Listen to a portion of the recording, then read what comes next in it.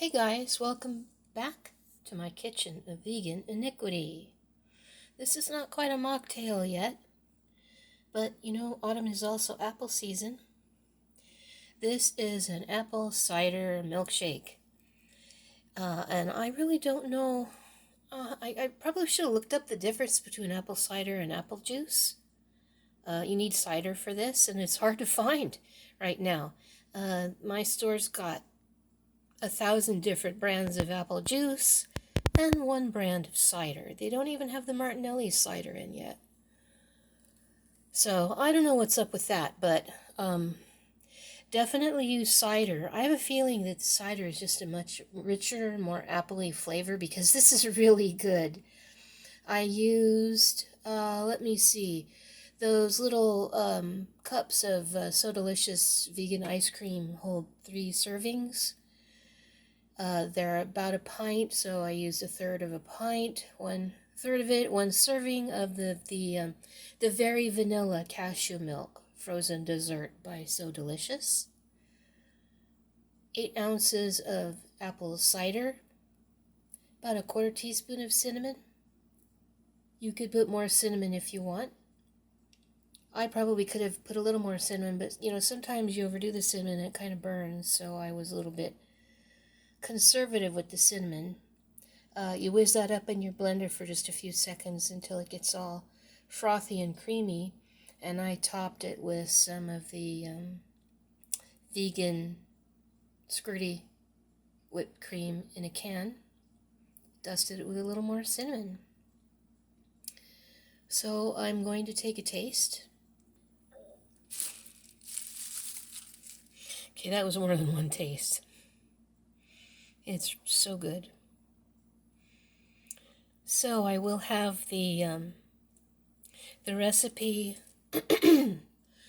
pardon me, I will have the recipe on my blog. I'll link it in the description. I will link it to the previous video and regular uploads, Sunday, Tuesday, Thursday, regular community tab posts, Monday and Friday. Thank you for visiting my community tab and liking the posts and leaving comments. Thank you for watching my videos, especially all the way till the end. Thank you for liking, commenting, sharing, and subscribing. This is a glass straw. I love glass straws. Several years ago when they got really popular and they were way more money than I wanted to pay for them, I ordered a bunch of if you want to make your own, you have to use borosilicate glass because it's the kind that you can anneal the broken ends or the cut ends with your own blowtorch. So that's what I did. I don't remember how many tubes I got and how many straws I ended up making that were, you know, a fraction of the cost of like a set of 6 on Amazon. I also have a glass cutter. I've got a lot of hobbies. So I have a glass cutter, so I know how to cut the tubes. I do have a blowtorch. I know how to anneal the ends. I learned how to fiddle with glass tubing in chemistry lab when I was in college.